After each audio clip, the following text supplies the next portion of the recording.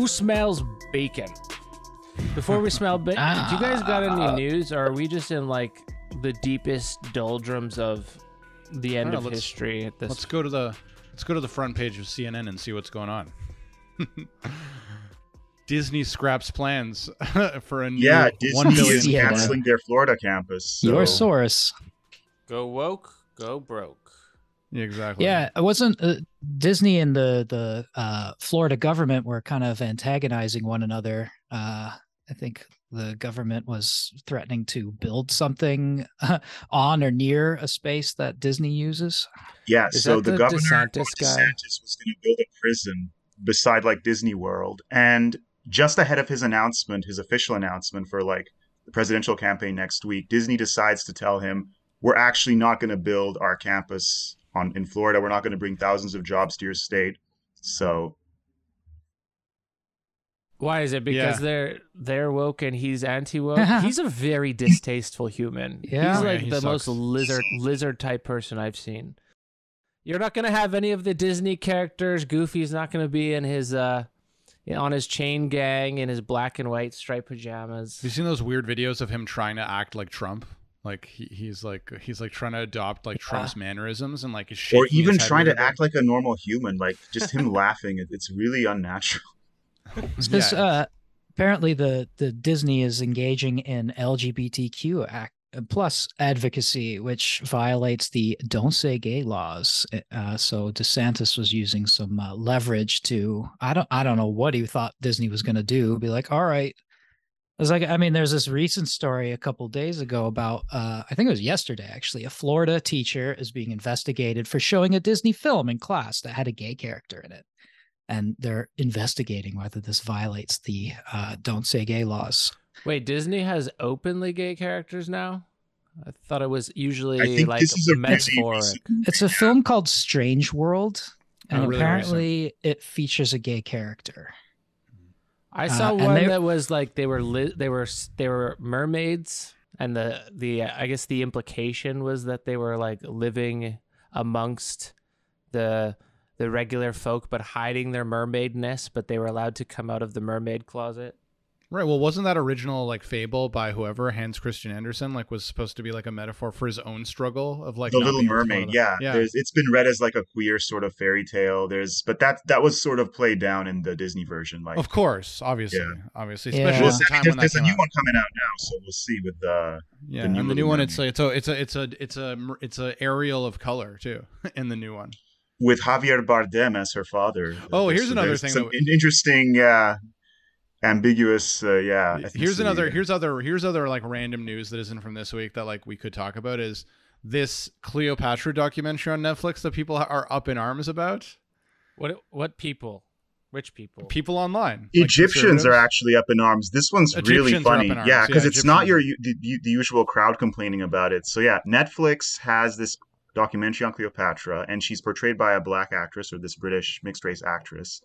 And it was actually people in Egypt who were like, you're appropriating our culture for like some sort of woke Hollywood thing. Yeah, Cleopatra exactly. was not black. She was Macedonian Greek. We She was can't have that.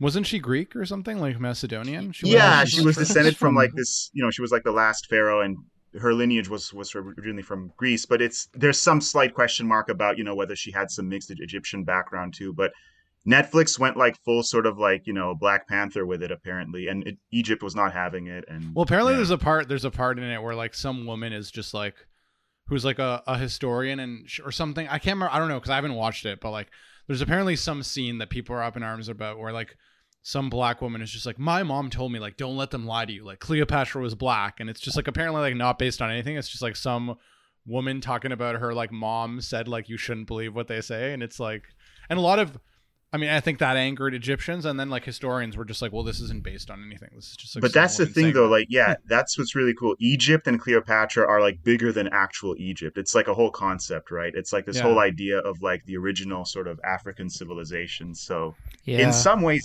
like there is this sort of version of Cleopatra, which is sort of, part of the black culture, but then you get to the real Egyptians. It's a bit messy. Yeah. And Egypt too at that time, wasn't it?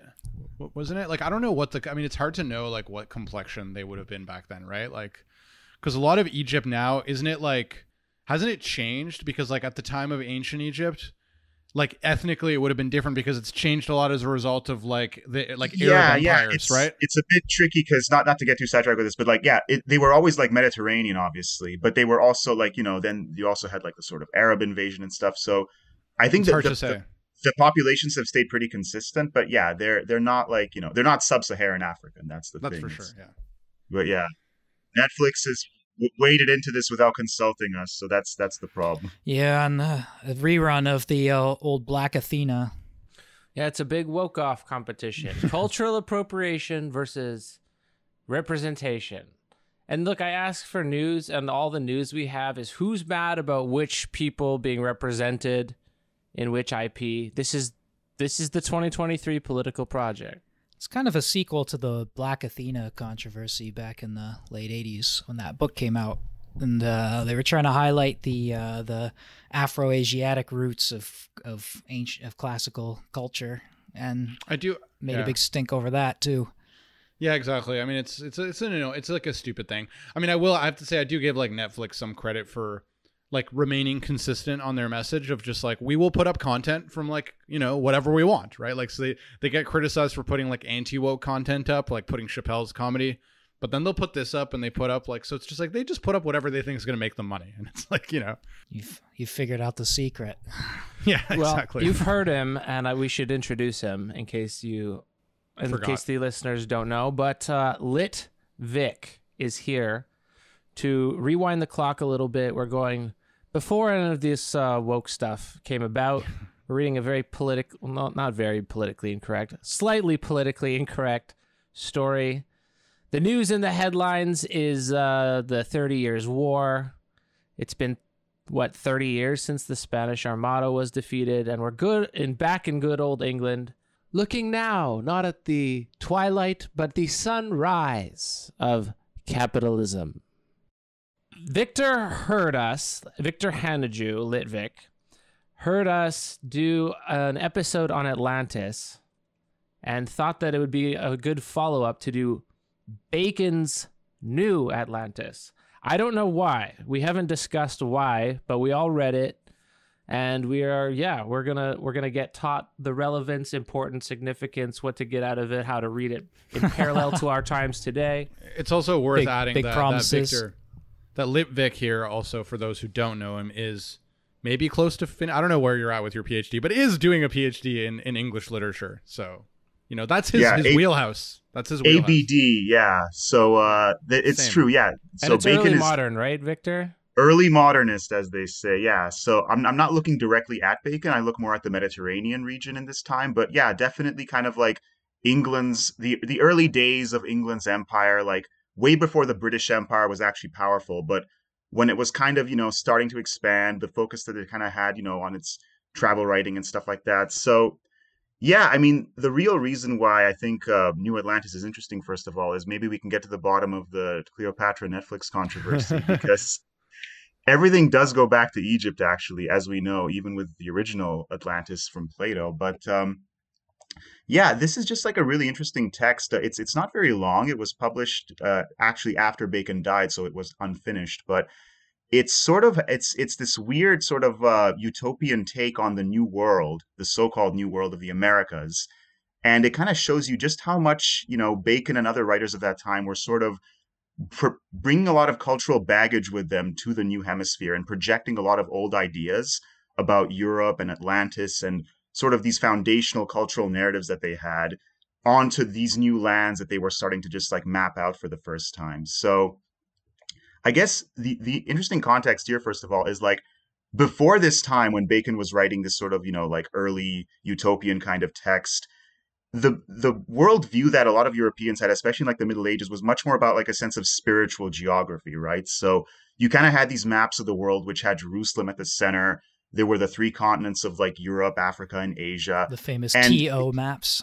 Exactly, yeah. So that all kind of changes with the sort of, the age of expansion, the age of discovery, if you will, with Christopher Columbus and the Renaissance, when the Americas are kind of put on the map for Europe. And for the first time, there's this sense of like a new world, right? This broader sense of expanded frontiers. But what you see with writers like Bacon, and even to an extent like Thomas More before him, who wrote like Utopia, the original sort of utopian text about a century earlier, is that they weren't they were first and foremost interested in kind of like using these new frontiers to sort of explore their own cultural history further. They weren't really just like, they weren't that interested in encountering actual difference or actual different cultures. It was more a case of like, okay, what does this new world sort of tell us about our own, right?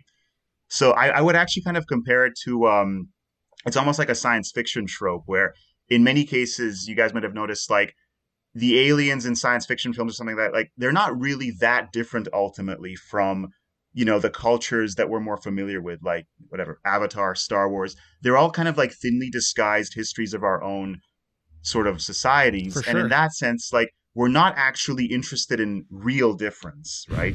In like real, like really being sort of like challenged from our worldviews. We'd rather just have something that kind of validates our Right. own like cultures, our own history. So I think that's also very apparent in the way that early Europeans, at least, were sort of like looking at the Americas, where like they weren't really ready yet to kind of process this whole new sort of, like set of civilizations or indigenous cultures. They'd rather just talk about Atlantis again, basically, but in the That's funny. context of this new hemisphere. So that's sort of the starting point for thinking about like what's Bacon doing here? Why is he kind of like interested in bringing up these old myths in the context of this really like the age of discovery and stuff like that? Yeah, I was calling the new Atlanteans Vulcans. The Europeans get onto ship travel, and then they encounter the new Atlanteans just as light speed travel's invented, and suddenly we bump into the Vulcans in Star Trek. But I wonder if people read this like literally in the sense that, hey, there are super advanced civilizations out there, or if they're just like, people don't really read it that way. I don't know how they read it, but it's projecting an idealized kind of notion of their own society onto somewhere else, more so than like the mystery of discovering, because Europe considered themselves to be the most advanced, I guess.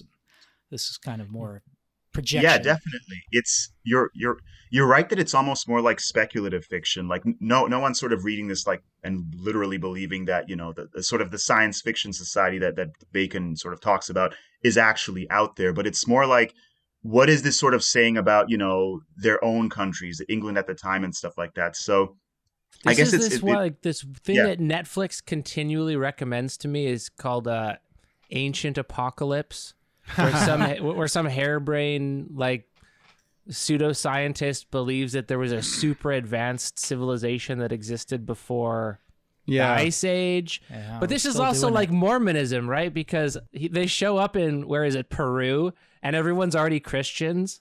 And they're already better. They're better Christians than the Europeans are. Gotta say, I got really stoned and watched Ancient Apocalypse, and I gotta say it was pretty fun. That's the ingredient I'm missing. The key there. Yeah. So we're but still it's doing interesting. But interesting also Bacon was like I don't know what you call him. Full-blown science bitch. He was a statesman, but he's a Renaissance man is what you call him. Yeah, he did everything. He's very into colonization. They got a stamp in Newfoundland for him. He had again, I don't know if he owned them, but he proffered the Virginia territories and the Virginia settlements and saw that this was a frontier worth pursuing. Yeah, it's just worth quickly pointing out. Yeah, so he was actually quite heavily involved in promoting Britain's early colonies in Virginia and especially Newfoundland as well. Yeah, I think he set up the Newfoundland Company and stuff like that. So he's mostly known now as this sort of philosopher, the father of empiricism. Basically, he was very influential in developing the scientific method, but he was also during his time like this parliamentarian, this politician, and this promoter of early modern colonialism, and that intersects in interesting ways, as we'll see in this text, because it is ostensibly about the new world and colonization, but it's also very much like it shows Bacon's deep interest in the advancement of science and knowledge and those kinds of things. So yeah. Well, it's interesting what you said about like how some of these stories tell us more about ourselves rather than like actually being interested in difference. I mean, immediately you mentioned like Star Wars and some other stuff, but like Star Trek, which Eric mentioned, like if you think about what Star Trek was doing, right, it was really like a reflection of conflicts that were happening in the real world at the time. Like the original Star Trek, there's a reason that there was, you know, a Soviet, like Russian person on the bridge of the Enterprise, because it was during the Cold War. And then like all the aliens they meet is like kind of a metaphor for conflicts that are happening in real life. And to some extent I can see how this maps. I mean, one of the ways that like, it's funny how in this story, like their representation of the new Atlantis is almost like the ultimate version of like virtue at the time, of like an account of virtue at the time, because like it seems like he describes the society as like, well, they're Christian first of all, which is kind of funny, right? They're like, how did you, like, you've been as yeah. So how did they get to be Christians? One of Jesus' disciples got on a boat and like in the first century and got over the water somehow. And it's supposed to be near Peru, right? Yeah.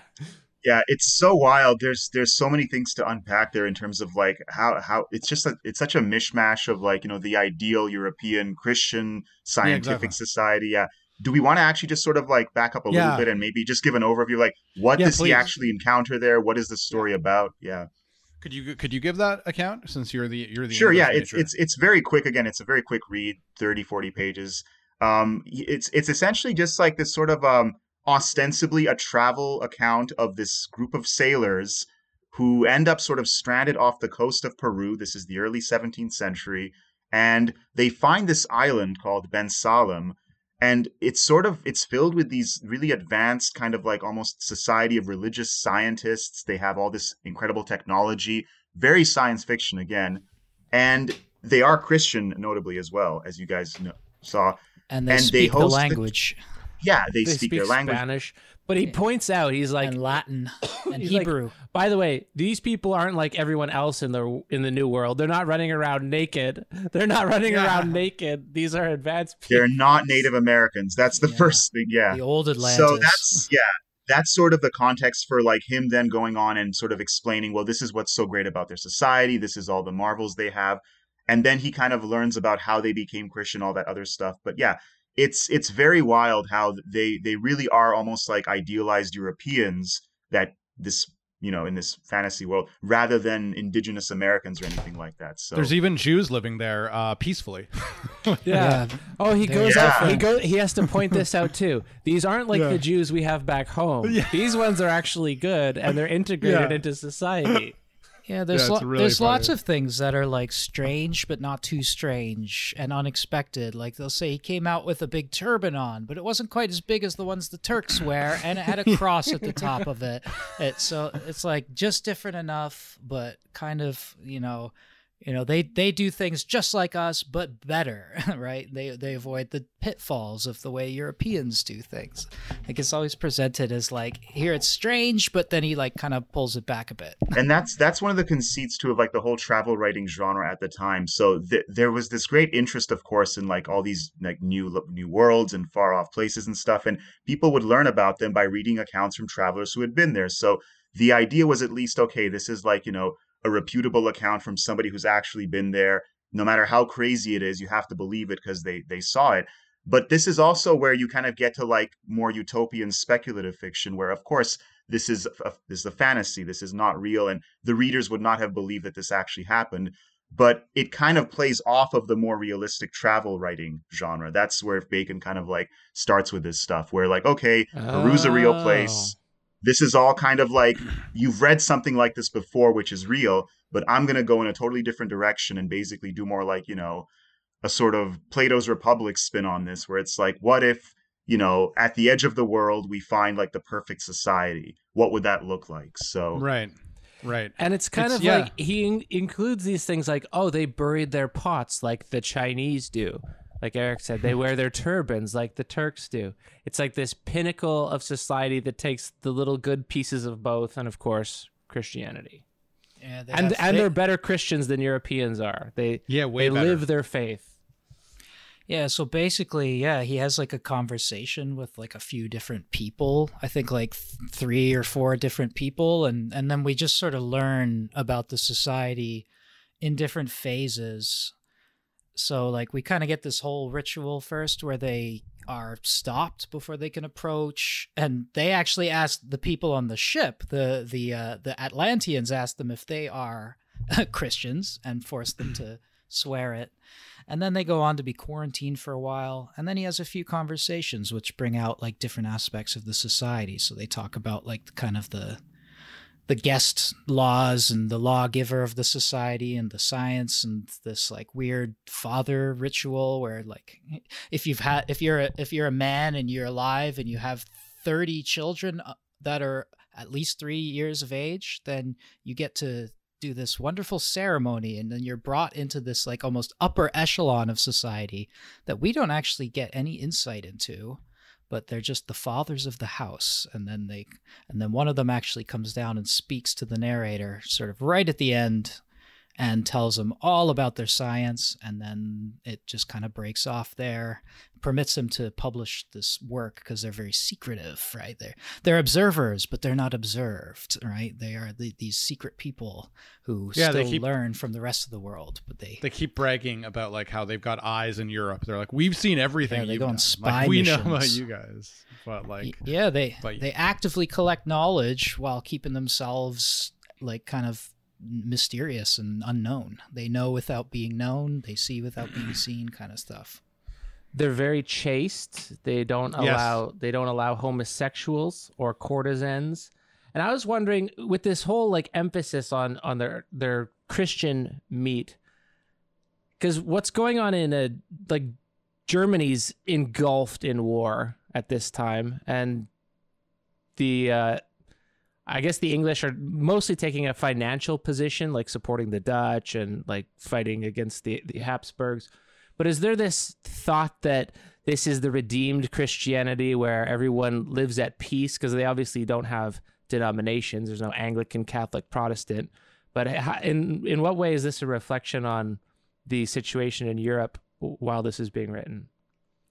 Yeah. So Bacon himself, he was deeply religious, as you can tell in this work, and he was Anglican, which was sort of the English denomination. But this is before England had its own religious civil wars in the mid 1600s. So this is sort of like the calm before the storm there. Yeah, and you can tell Bacon is really kind of sort of showing this idealized view, like as you said, of Christianity free from denominations. It's very idealized, and it also kind of plays on this is something that Thomas More did again a century earlier in his novel Utopia, where you have this society living off in the Americas of idealized kind of like kingdom, where they weren't technically Christians in Utopia, but the way that they act is actually better than the Christians in Europe in terms of how virtuous they are and everything. So in this case, again, like Bacon is kind of using this, science fiction fantasy island to almost like comment on, how badly Europeans are sort of, doing in their own religious practices at the time, to kind of show like this is the gold standard and this is how much, we are like failing to live up to that sort of, So in that way, yeah, this question of kind of, the Christianity and the society is much more of a commentary on the tumult, the religious kind of turmoil in Europe at the time, and, how much there was going on there. Because to me, really like, the most interesting part is about the science bit, right? But if you actually add up the words, the science bit is very small, whereas how much he talks about marriage and ritual, and like you're allowed to see your wife naked once before you get married, just to make sure she has no like hidden not physical even directly deformities. A friend of yours is allowed to see the wife through like a reflection or something. You can look into the pool, and you're allowed to see her reflection in the pool to make sure she's not hiding any physical defects. So I don't know what problem this is supposed to address in Europe. Yeah, maybe. This sounds dystopian more than utopian to me. Yeah. I mean, I was waiting for the dystopian. One step above like not being able to see your wife at all before you married her. I mean, in terms of her nakedness. So I guess it's sort of just like a slight nod towards the direction of like, okay, you want to have a better picture of your spouse before, you go down that path. But yeah, it's the religious stuff is interesting because it seems to be somewhat separate from the science bits, but actually like for Bacon, they were like very much merged together. Like these are very much like religious scientists. They pray when they work and everything. And his own kind of like, scientific interests and everything were very much fueled by his religious sort of like, background and everything. So for him, there would have been no distinction between like this quest for boundless knowledge and the glorification of God. It was kind of like this exciting junction of like, knowledge and faith. They kind of work together. Is there any evidence that Bacon was secretly like not that religious, or was he for sure really? Because when I was reading it, I was thinking to myself, there's some like authors, and obviously from my perspective of political theory, I think about like some of the stuff that Leo Strauss would talk about, right? How like when you read the canon, you can see that there's maybe like an esoteric meaning, and a lot of the argument that that Strauss makes, right, is like about the danger of making certain kinds of claims during at the time when they were writing.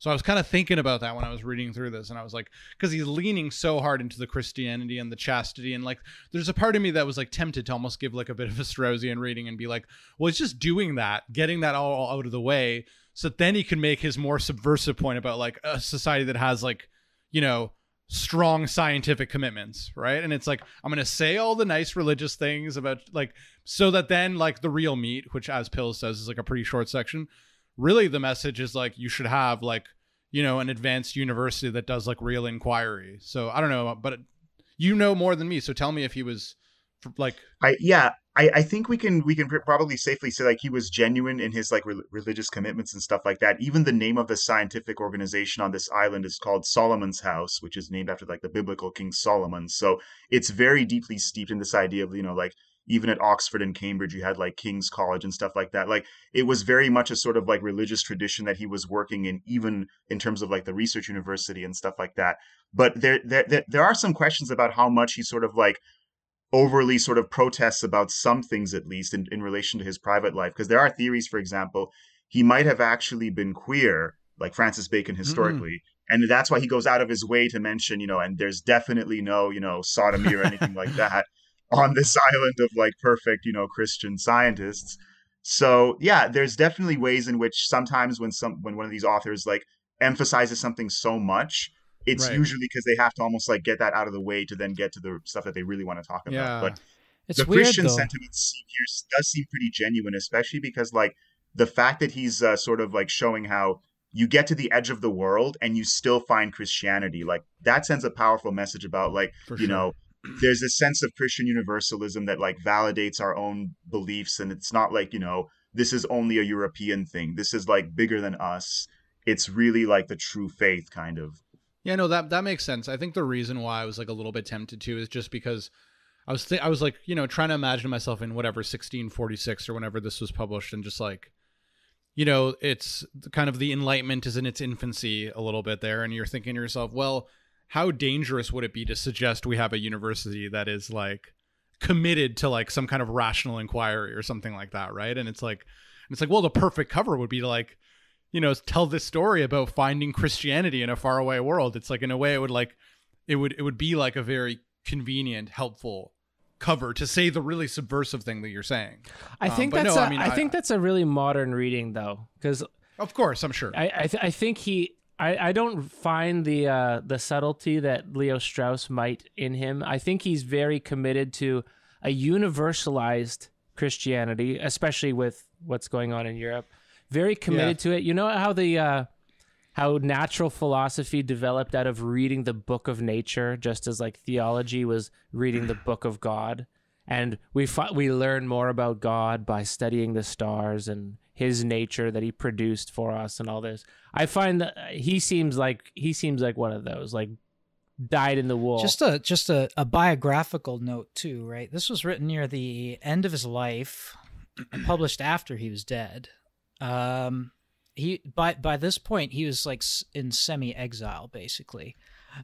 He had admitted to accepting bribes while he held a public office, and he was kind of ousted or marginalized. So he's writing this at a time when he's like way over the hill, and he's getting old and weak, and he's just kind of focusing on like intellectual stuff at that point, writing this extremely large book that it kind of was at the tail end of. And I don't know if you noticed in the story, but a couple times the functionaries of the New Atlantis said, we don't get paid twice. They wouldn't accept offers from the crew because they were trying to give them like pistols or something. They kept trying to give everybody guns. And then and they kept refusing, saying we don't get paid twice, because supposedly you're getting paid by the state, and then you're not going to use that sort of power then to charge the people again who you are providing the services that the state has contracted you to provide. So it's like, it seemed like a funny reflection on Bacon's situation, where he had admitted to accepting bribes and got ousted. So it's like, in a perfect society, no government workers take kickbacks, right? It's always above board in Atlantis. So I looked this up because I was like, come on, 17th century, like aristocrat taking bribes, this can't be that bad. And it turns out like everybody did what he did. I don't know, I'm not exactly sure, maybe you know this, Victor, but what, like, he became a sacrificial lamb because of other things that he was doing, but everyone was taking bribes, including him. I think he just took the wrong bribes and he was branded corrupt. Yeah, he fell out of favor with the king's court, and you kind of notice even in this text how there's a great emphasis on like none of this is being done for profit. None of the sort of society here is pursuing things in terms of like, they don't want gold, they don't want guns. What they're doing, and the sort of idealized society that the travelers find, is all driven by knowledge, right? It's all done to glorify God and the pursuit of knowledge. So I think that's pretty close to like Bacon's actual beliefs, but it also probably reflects on like, the kind of scandal that enmeshed him towards the end of his years too. So this idea is, at least like in this thought experiment that he kind of comes up with here, like, it's beyond monetary concerns. He's able to just focus on like, what would the ideal kind of like research environment or research university look like, without these concerns about funding or the state's involvement or anything like that. Because even towards the end of this text, it seems to be suggested that like the scientists of the society actually kind of maybe like run the whole government too, like they have so much influence with the state that they're basically like very important advisors. So it does seem to be the idea that like, science and reigns supreme in this sort of vision of the society. Which is interesting because this is like the dawn of capitalism. England, early 17th century, early modern. This is like where it's kicking off. And he's, at least in this text, throwing down his what would you call it? A knowledgeocracy, a rule of the wise. Yeah, and it's very insulated.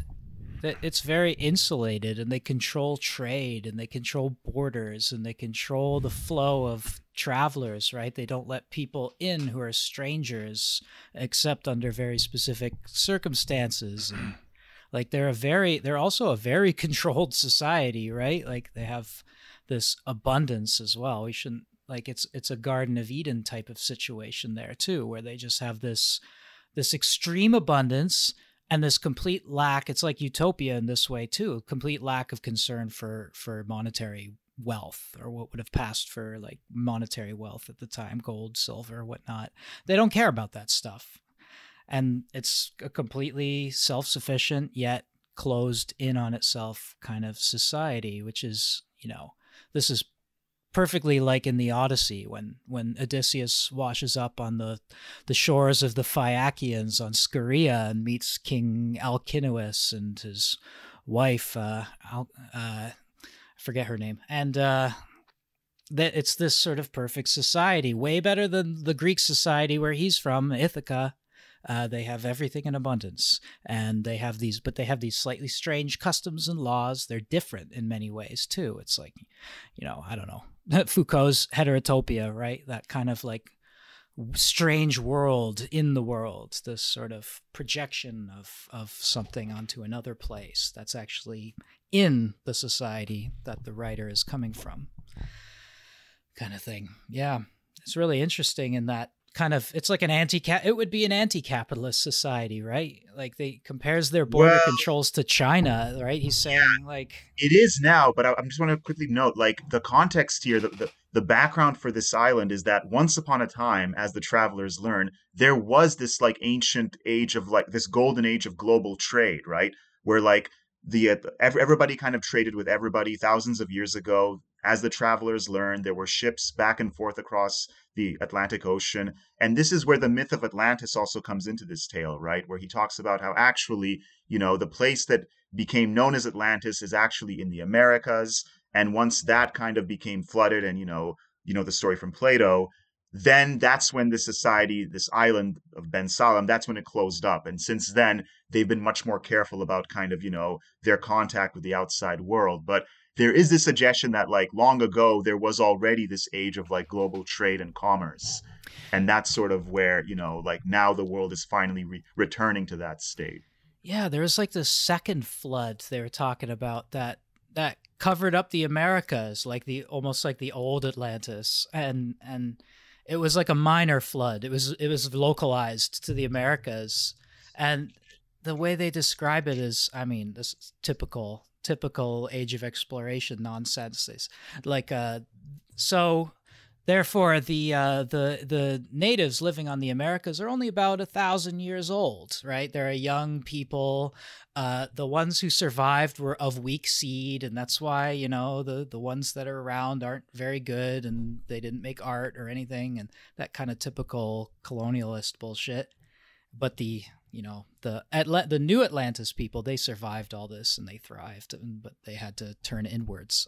No, definitely. I mean, that part of it, especially, it's very Mormon-ish, if you will. You mentioned Mormons before, Pills, because like it kind of like reinterprets the origin of Native Americans in a very kind of like European way. Like it basically subsumes them into like European cultural discourses. It's like these guys don't have their own history. We're just going to use them as kind of props in our own, foundational stories about the Bible or Atlantis or whatever. Yeah. So he talks about, the traveler in the story learns about how originally the so-called island of Atlantis in the Americas was flooded as a sort of divine act of vengeance or whatever. And then the survivors, as you note, Eric, were just the ones who managed to like make it to the mountains. They lost all their learning, all their civilization, and then they became what we now know as like Native Americans, right? So they don't have their culture anymore. They don't really have any knowledge. And of course, like this sets things up perfectly then for kind of, okay, Europeans to come in and sort of like colonize the place, because the indigenous inhabitants basically have no claim there anymore. They've forgotten everything. They're not very cultured or advanced. So like Bacon doesn't actually believe any of this. He's not a Mormon. but Obviously. It is interesting how this sort of alternate history allows him to kind of speculate on the role of Europe versus like indigenous populations and stuff like that. So yeah, like I can there's see a lot of I can see the purpose of a text like this being almost like utopia. It's like Europeans read this and then reflect on your own society.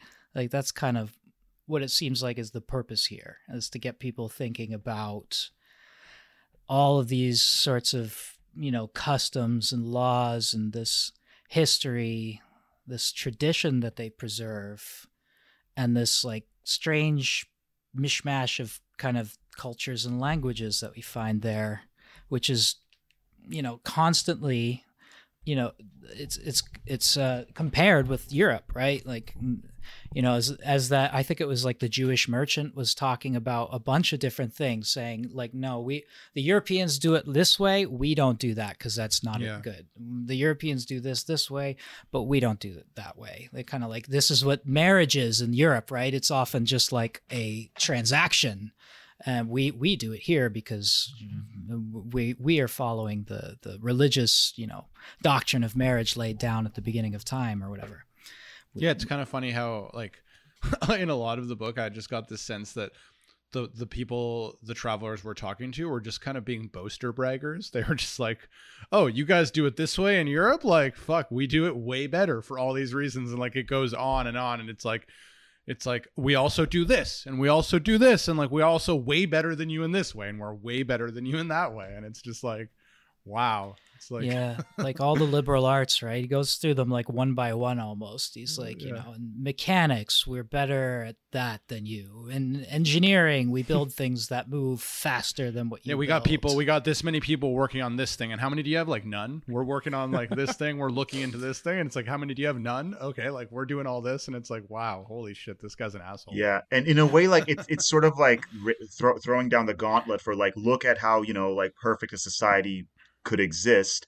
But it's also not a coincidence that this world is set in the Western Hemisphere, right? I think like in that way, yeah, it comments on Europe, but it also, I think, definitely serves on some form of as propaganda to kind of show like, okay, think of the riches, the knowledge, the wealth that just might be out there, maybe not in this science fiction island that I'm giving you guys, but something like this could be there. Because we have to remember also, like, this is again like the very early days of England's empire. They actually had a pretty disastrous experience at first with like Jamestown, Virginia, just a few years before this, where most of the colonizers like starved the first couple of years. So there wasn't really like, it was a very sort of like slow, painful start to this idea of like, colonizing the Americas or anything like that, for the English at least. So there was this sense of like, we have to persist with this because look what awaits us, in the future, perhaps. Look at the kind of ideal world that we might be able to set up in the Western Hemisphere based on like this sort of, utopian vision he has here. Yeah, this is it's a day one manifest destiny. Like, look, we have this entire empty continent where we could make utopia. Exactly. I mean, empty, quote unquote. Of course, I'm doing this with my fingers, listeners. Don't worry. But yeah, they're just running around naked. They're not using it anyway. Maybe we could talk about, because one of the things, like when I was kind of reading it and then looking up like commenters on the significance of this, like, it's the science and kind of the presentation of, a lot of people interpret what he describes as being kind of like in anticipation of the modern university. Oh yeah, so I saw that too. Talk about that a little bit. That like a lot of the way he's describing like how they organize like Solomon's house, their methods of inquiry. A lot of people say, well, that's just sounds like strikingly what modern universities do. And I guess when I first read that, I was like, well, didn't Oxford and Cambridge exist at the time? But like maybe they were just way different than they are now. So like, I don't know if you could offer insight into that, Victor. No, for sure. I mean, the focus on like inductive reasoning, especially, and like the emphasis on like, scientific experiments and stuff like that. Like this was picking up more and more during his time, like the transition from like sort of natural philosophy to what we now think of as like increasingly modern science. And Bacon was at the forefront of that. And you see actually like in some of the things that he lists even here, just how forward thinking he was. Like it's easy to forget this was 400 years ago, but some of the experiments that these like, these islanders are talking about are things that are basically like, recording sound, almost like rooms where you can play images in a way that is almost like a movie theater. All kinds like, we have way better sounds here. Yeah, we can record basically like what we're doing now. We can record things. We can change the pitch of people's voices. We can like do all kinds of crazy stuff that like, would have been inconceivable to actually do like technically back then. But already, people were thinking about this, like, Da Vinci sketching like helicopters and stuff like that. So it's interesting how you already kind of have the conceptual sort of like framework here for like what would be possible then in like for further centuries and stuff. And like around this point, people are starting to sort of envision what you can do, especially in terms of like what you notice here, like recreating natural conditions, right? So every one of these rooms that the scientists kind of show the travelers, they have like different places for like, okay, this is like the hot room, this is the cold room, this is like the room with water or like fire. Like it's all about kind of like emulating the natural world and then manipulating that somehow, right? So that seems to be the starting point for then like thinking about, okay, doing these experiments. You start with nature and then you can kind of like perfect that kind of, or like improve on it. In your pursuit. Yeah, there's a couple paragraphs where they also talk about like artificial selection and like not in those terms, but like manipulating life forms like plants and animals and like either stunting or enhancing their growth. Or even I think he says they know how to transmute plants into trees and trees back into like shrub like plants, and they can manipulate the natural world in all of these ways. That's like, this is clearly like Bacon's method promises these kinds of insights. Here's a society that has developed this method to the nth degree.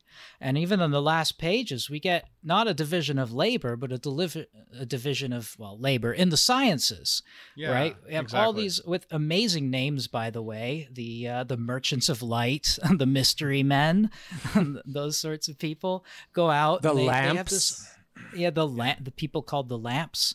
These people go out and they have this like strict division. Like, you are looking into the mechanical arts. You are like trying the experiments you hear about. You are writing them up. You are then like performing further experiments, and like you can see this is sort of like inductive method coming out here as well. Like, to direct new experiments of a higher light. And light is, of course, the well, it sounds like for knowledge here. The merchants of light, they deal in light, they look for light. Well, what you're describing there too is very much like, maybe that's another reason why people see the modern university here, because it's like division of labor, but also kind of like specialization, right? And like maybe that's the difference with like back then natural philosophy, like there wasn't really specialization like in the same sense, whereas like that's like a very modern thing, right? Like you work on that and you only work on that, right? Like some of what he was describing sounded like what they do in like, engineering departments, right? It's like all they work on is like how to build this thing, right? And like that's all they do. And it's like that's a very, I guess, modern knowledge for its own sake, not in pursuit of. That's like what the lamp's job is, by the way. The lamp's job is to just refine the findings of earlier scientists. What I found hilarious and so empiricist of him is, what do these people do for fun? Well, they have something called the House of Deceit.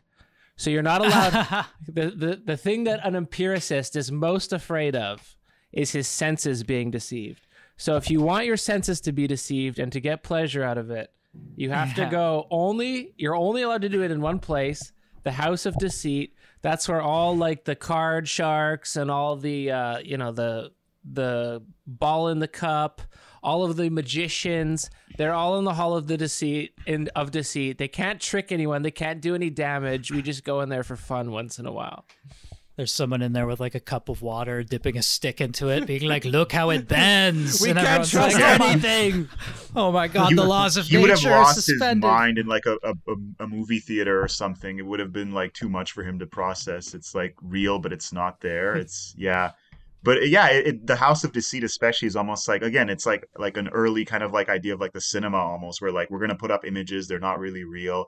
They also have like, I think the mathematical house in one case, which is like basically like a computer room where like equations will be done that humans can't, possibly, like keep up with and stuff. So yeah, very, very advanced, very specialized, as you note, Victor.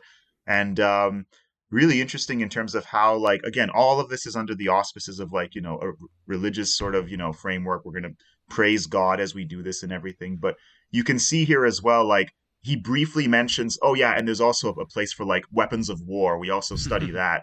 And it's like a passing mention, but like all of this, of course, is ultimately like, the question is of like how much of this sort of like technology and stuff is going to also be in the service of like, colonial expansion or like broader like, government projects and stuff. Because there's a very famous quote which is often attributed to Bacon, which is like, knowledge itself is power, or scientia potestas est. So like this idea of like, okay, knowledge for its own sake is all well and good, but ultimately like there's obvious material benefits from this kind of like study. There's going to be like, the nation which can harness this kind of like advanced technology is basically going to be able to conquer the world, right? So there seems to be that suggestion as well underlying some of this. But here's the stated purpose of Atlantis, their sort of overarching shared goal, or what they call the end of our foundation, the goal of our foundation, which is the knowledge of causes and secret motions of things, and the enlarging of the bounds of human empire to the affecting of all things possible. So almost like human empire and affecting all things possible. I meant like coming into, I don't know, realizing its potential, doing everything that's possible, that stuff, and also the causes and secret motions of things. So like insights into what makes nature tick, basically the natural science, the holy grail of natural science in the service of the expansion of human empire and presumably good living. And you're right, yeah. So he directly mentions human empire there, and I mean, like this is the sort of like the local scientist who's showing them around. So this can mean, be taken more abstractly as like the bounds of human knowledge, but it's not a coincidence. Like the empire part of it is clearly sort of interest to like Bacon's readers and his audience at the time, and so like And you get that, of course, later on, the British would dominate the seas because of their like naval superiority. Technology was central to that. And then, of course, even with the Americans and everything, how much they invested in like research and development after World War II, like science and even like the modern research university and like places like MIT and stuff, and their relation with like centers of power in the government are always intertwined to an extent which is like, even here, it's like almost tangible how much like this is all waiting to be used in service of like, some sort of a broader project. Though he doesn't bring that up. I did want to bring up, this might derail a little bit, but like about 100 years later, we get Jonathan Swift, the novel, or what do you call him, a novelist? He's a writer. Yes, he's a satirist, and he satirizes basically this story where Gulliver goes to an island called Laputa, which means the whore, of course. He goes to the island the whore, and it's a bunch of slaves. It's like Elysium, that film that I never watched, but there's a bunch of slaves. They are grinding away. They have to cut food into like geometrical shapes, and then there's a floating island above all the slaves that are on the ground, and this is where the scientist rulers live. And the scientist rulers, they can't build anything at right angles, so all their houses are gone to shit. They have to be woken up from their daydreaming because they just daydream all day. But one of the slaves' job is just to wake them up. So about 100 years after this, we get this rosy picture. Like we have a whole continent just waiting for us to bring our knowledge to it, and we can have these independent institutions that are not part of rulership. How do we get from there to 100 years later, the whore island, where these very privileged old men fall asleep because their potatoes aren't cut into perfect pyramid shapes? How does the dream go bad? Yeah, because there's a few civil wars between Bacon and Swift that kind of sours the mood on some of this stuff. So essentially, yeah, by the time Swift is writing in the 18th century, there's a much greater focus on satire, skepticism of some of these utopian projects, and there's a lot more kind of like playfulness with this idea of like, the idealized society or the utopian narrative. By this point, by that point, the genre has kind of played itself out to where people are kind of like, taking the piss a little bit of like this sort of Baconian narrative. So that's where Swift is coming from with this stuff. And he goes to like even greater lengths to kind of criticize other aspects of like English society indirectly in that novel, in Gulliver's Travels, through like, the different lands where like there's giants or there's dwarves. Everything is kind of like magnified in different ways, in ways that, again, like it's all ultimately like a caricature or cartoon of like modern Europe at the time. But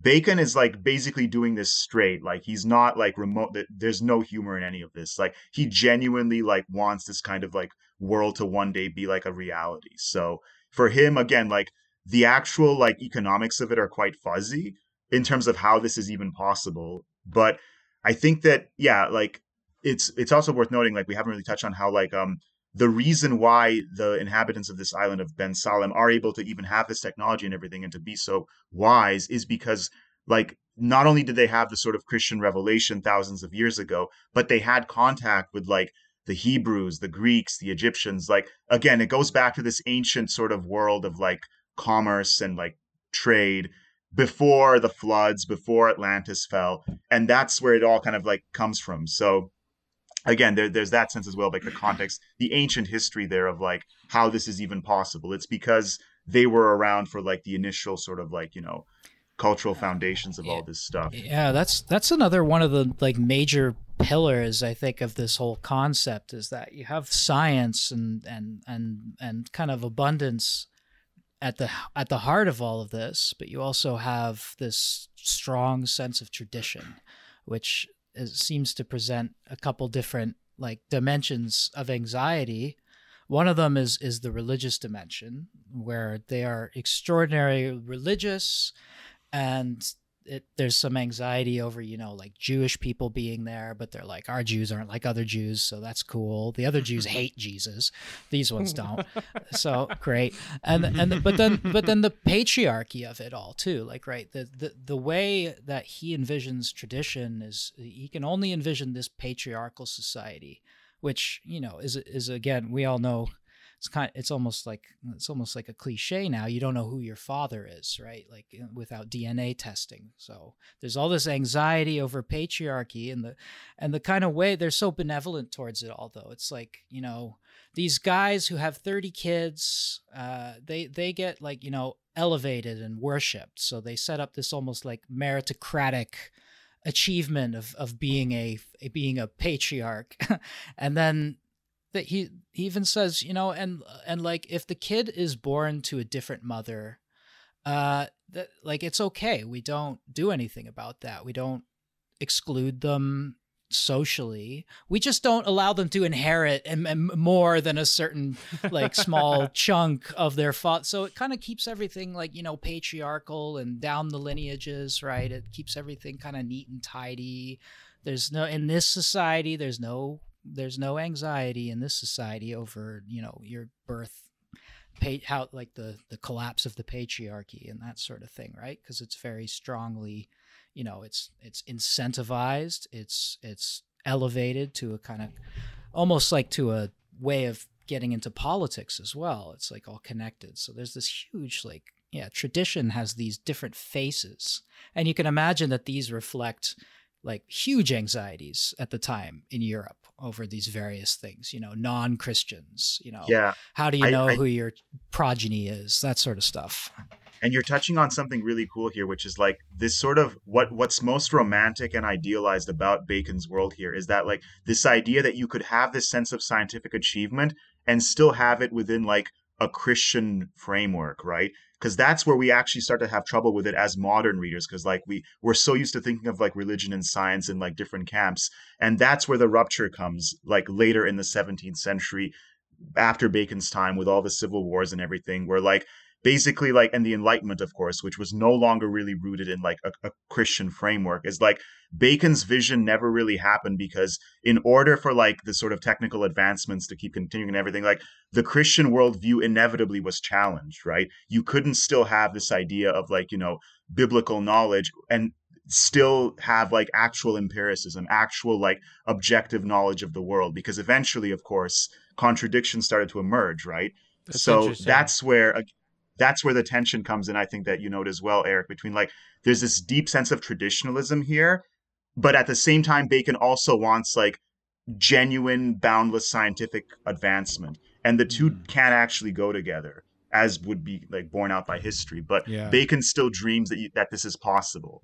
And we know, of course, that it wasn't. Like the Enlightenment had to sort of like put aside Christianity to kind of really continue with this sort of stuff. And then just even getting real sophomore here now is that this motif of light too, right? I mean, while you were thinking, I was just thinking, yeah, they're so advanced, and yet they never really looked into that weird pillar of light phenomenon that they claim founded their religious institutions. But okay, let's ignore that. But the pillar of light, right? The merchants of light go around and get knowledge, and the pillar of light is what gave them the revelation or whatever, knowledge of God. And then you have them also near the end bragging about how they can make flashlights that project light much further than yours do. And we can make things that are brighter than what you can make. And we can even make like non-light bodies hold light. Kind of like they have this weird description of like what they can do with their kind of light science. And we can even isolate the rainbow band of the prison, and we can isolate them into their different light components, and like all this stuff he's bragging about to the visitor. I believe this is the last encounter.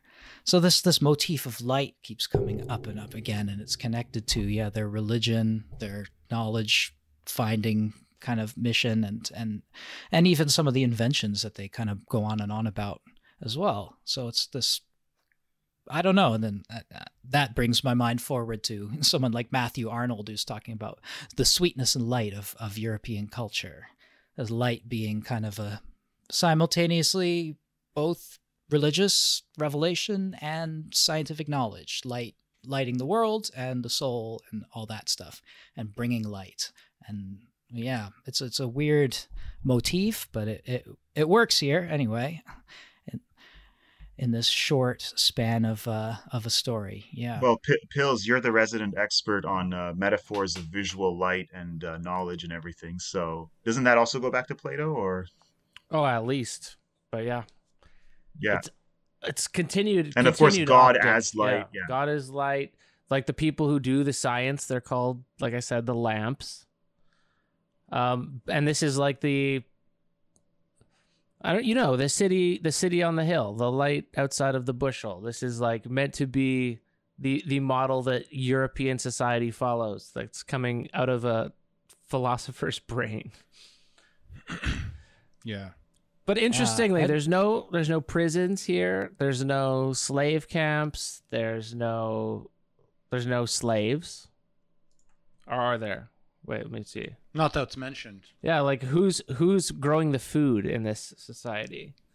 Just the machine. Yeah, seemingly it's just so easily available. All it needs to be is picked and distributed. But there is some class they have structure, technology for like farming and stuff too. So the idea is, like science has solved everything. Seems to be the working assumption here. Well, what I got most out of this. We're kind of in a wind down stage, I think. But what I got most out of this is like, if this is the attitude, not just a unique singular guy, but if this is the attitude that's inspiring the colonial project, the scientific project, and you can't blame him for that, for being like, ethnocentric, obviously, you'd expect that. But it kind of makes sense looking at the century that followed. If this is the best we could ever hope for, we have a perfect picture of it, like in Utopia or in this text. We have a perfect picture of a scientific religious society that can just move into places where there's like primitives. They're running around naked because they're only 1,000 years old. We should bring them this light. We shouldn't keep this light to ourselves. It wouldn't be Christian. So there is like absolutely no sense of that other. And I think this is actually, because you mentioned Star Trek at the beginning. There's always an episode like this, right, where they come to some perfect society, and the society is running completely functionally, and someone guides them around. But then there's always something like really evil that they're doing too, that's kept out of vision. And I think that's true of this story too. Like they need to sacrifice a child once a year or something. Yeah. That's their big secret. Yeah, or there's another city where everyone's growing food and enslaved or they just have to be really boring and chaste. Yeah. So what would your favorite part of the city would be to hang out in? The movie theater. I think that the House of Deceit. The House of Deceit does sound fun. Math House sounds real boring. Yeah. I don't know. The House of Smells might be fun though. The perfume house. You just go in there and you just get to like smell things. It says we imitate smells, making all smells to breathe out of other mixtures. Like okay, yeah, that would be fun. Like that. Go into like the bay and go to the perfume section. Yeah. All right. This is like a mall he's describing. These are all the stores in our mall. Come visit. I would actually want to talk more to the wise Jew, as he says it. It's so like it's a really interesting reference there, because like he's sort of like, nodding again to how like, it's not just this idealized view of like the Western Hemisphere being like ripe for European settlement, but like we're also going to like, kind of like assimilate Europe's minorities into this like ideal world where like, even like, this Jewish merchant who the traveler comes across is just like he loves Jesus, as we said.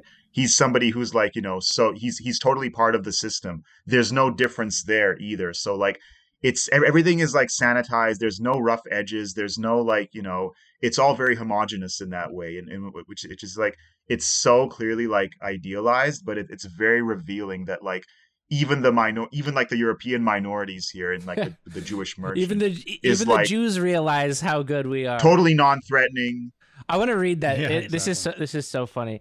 I was fallen into strange acquaintance with a merchant of that city, whose name was Joabin.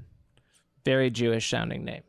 He was a Jew and circumcised, for they have some few stirps of Jew. I don't know what a stirp is, but they have some few stirps of Jews remaining yet among them, who leave to their own religion, which they may the better do because they are a far differing disposition from the Jews of other parts. For whereas they hate the name of Christ and have a secret inbred rancor against the people of whom they live, this is other Jews. They hate the people they live around. These give unto their Savior many high attributes, and love the nation of Ben Salem extremely. Surely this man of whom I speak would ever acknowledge that Christ was born of a virgin, and that he was more than a man. Unlike the rancorous inbred Jews of Europe, this guy thinks that Jesus was actually born from a virgin. And it's worth noting, too, like, England basically kicked out their Jewish population, like, in the 1200s, so they had no Jews. It was that bad. Like, there was no reference point even. So it really, like, England was very homogenous at this time. It was all, like, different Christian denominations, of course, kind of squabbling, but that was the main sort of difference. That the idea of, like, anything beyond that was almost inconceivable. So you see just how much of a struggle it is, even for Bacon, to, like, think of, like, what would it really mean to have, like, a different kind of like perspective, a different culture here. And it's all, there's very little of that. It's all one model of things. So you read this primarily as like utopian fiction then? Like, I know we talked about kind of speculative science fiction and travel narratives, but I think I read this primarily as a utopian novel or novella. It's like describing a place that's very ideal and awesome, and everybody's needs are taken care of. That's how I kind of think of it. Yeah. I was just going to say, I read it kind of as like Bacon's great unfulfilled D&D campaign, because he's clearly world building here to an extent that like he's eager to share with people. But no, it's clearly very fantasy. It's clearly very much kind of aspirational in a way which like is doomed to remain abstract, because again, there's that like irreconcilable tension between the Christianity of it and the actual objective empiricism that he wants to pursue. But I think it also kind of like, you can't separate it again from the colonial project that like England was increasingly undertaking at this time. Like there's clearly a lot of like propaganda here, which is meant to like, you know, excite people about the new world. And especially like the dirty secret of the society, like we were talking about, you know, what are they hiding? What's the flaw in the system? And of course, we know what the actual dirty secret was, like historically, is like it's the Atlantic slave trade. That's what's going to happen over the next decades, which actually makes the sort of colonial project possible, is the sort of enslavement of one continent to kind of build another one. So that's what's sort of missing from the picture here, is like what was actually possible in making the Americas kind of like a reality. And that's where, you know, Bacon didn't live to see that, but it's coming. Yeah. This is what you get when you have a philosopher write a work of fiction, which they should always avoid doing. Yeah, I get you know, you get he's a man of science too, right? You get those flashbacks, especially in the part where he describes animal experimentation, back to like the Cartesian kinds of demonstrations that Descartes would do, just like cut open an animal. Here it's like animal testing, right? We don't give anybody the cures until we've tested them out on animals first. And we also just do tests on animals for fun to increase our own knowledge. That's kind of the thing here, which wouldn't age so well in this whole picture, but among other things. I think if you read this more like in the context or in the tradition of something like Plato's Republic, or again, Thomas More's Utopia, that's where you kind of understand like, okay, like this isn't really like, yes, he's just dressing it up a little bit with like a travel account kind of, but ultimately he's just saying like, this is the kind of society I would love to see, you know, like this is my dream kind of like world. It's less so than an actual story, you know, with characters or anything like that. You know, the main thing I missed that I was looking for in this was almost like a landscape, kind of a geometrical kind of description, right? Because like Thomas More kind of employs that, almost like a very careful, like sort of almost land survey geometrical description. Like there's a spatial element missing here, and like when you look at like sort of, I don't know, old utopia paintings from the Renaissance, right? They're using like their 1-point perspective and mathematical perspective to project these sort of symmetrical, perfect places, and even in the literature they describe them that way. But there wasn't actually a lot of that going on here. Like even if you think of, you know, Dante's Inferno, right? Like very geographical, right? And rings and rings and rings, and like everything has this spatial logic. But that was missing here. I don't know. It was just something I expected but didn't get. Maybe he would have gotten there, or maybe this was all. Or maybe like for the scope of this kind of thought experiment, he's not even interested so much in the geography of it. It's just more like the concepts of like how would this society look like, you know, socially rather than geographically. Because you're right, there's a lot of the world building still has some gaps that need to be filled in. Yeah, like how everything would be divided and space is not there. That seems to be a big part of utopian thinking, though, is actually how to spatially organize things, not just, you know, this sort of logical organization where you have all the needs covered and then this nice flow of scientific division of labor. Yeah, but I don't know. I thought that was an interesting thing not to see, but life of the mind. He's not interested in like walking upon the earth. Yeah. You can tell he's a scientist first, philosopher. Yeah. Corrupt politician. Yeah. You get his science. You get his science disposition here very clearly near the end.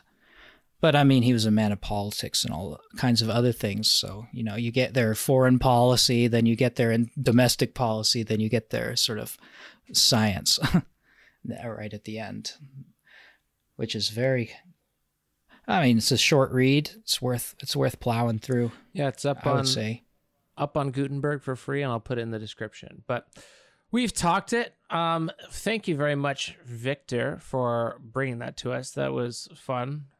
I'm through the course of the discussion, I think it struck me, like what you said, this utopian vision has an engine, but the engine is not part of the light. The engine is outside of the light in the dark continent. Yes. So that we can have our Raytheon buildings. Yeah, and even the hopes that he has for this, like, knowledge for the sake of knowledge and pursuit completely separate from the market or completely separate from warfare didn't really turn out, but you can kind of see the engine of this kind of colonial thought where it comes from. Yeah, yes. And even though, again, it is very much dressed up in this sort of utopian, you know, science fiction kind of genre, it is very much a manifesto for like, this is what the new world could look like. Let's get busy. So that's kind of very interesting here.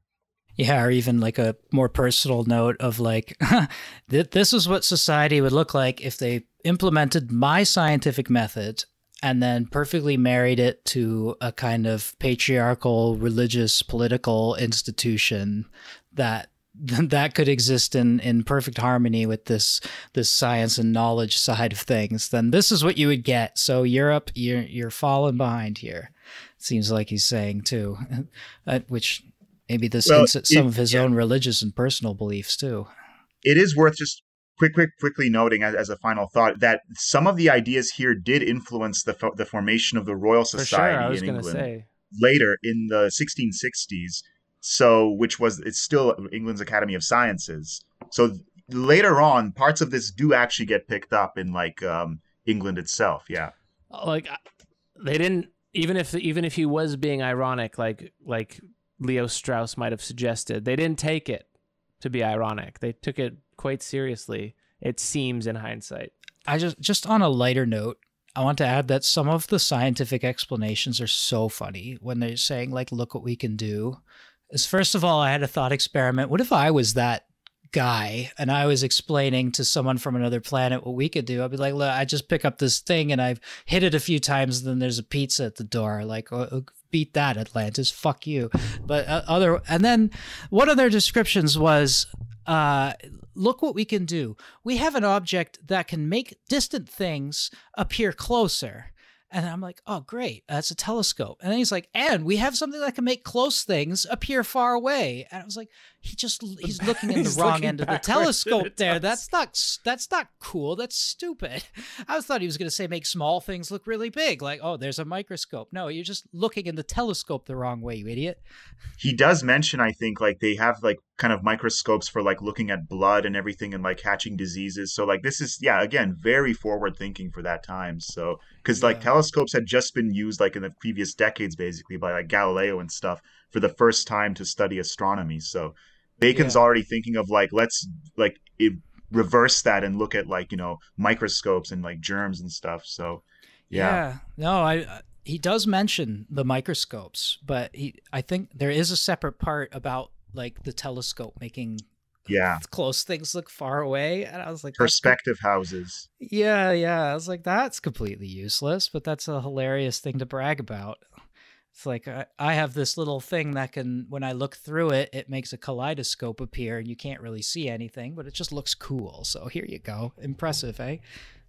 Yeah, it's got no use. But I just thought that was hilarious. He tried to impress him with a backwards telescope. All right. Nice. All right. Well, why don't we leave it there for today? Victor, do you want people to follow you or anything? Sure, yeah. I'm on Twitter, and other than that, yeah, just check this book out. I mean, it's a very quick read. It's only 30, 40 pages, and it's you might be surprised by just how much, again, it has elements of like science fiction, like modern genres that we can kind of tell like originated actually in this really interesting kind of like early modern Renaissance kind of global imperial environment. So some really cool stuff there. What are you on Twitter again? Horatio Victor. At Horatio Victor. Yeah, which is my middle name. Oh, is it? I thought it was Victor Horatio. It was a Shakespeare literary reference. I would never stoop so low. It actually is my middle name. So. All right. Thank you very much, and we'll see you again. You know, if you have access to comment sections, give us questions for Victor, because we're gonna at least have you back to talk about your dissertation. But all things early modern. He's a wealth of knowledge, history, all that stuff. Great. Disney movies. Yeah. Let's do it. The original myth. Yeah. All right. Yeah, you got to have a couple areas of specialty. Take care, audience. Adios.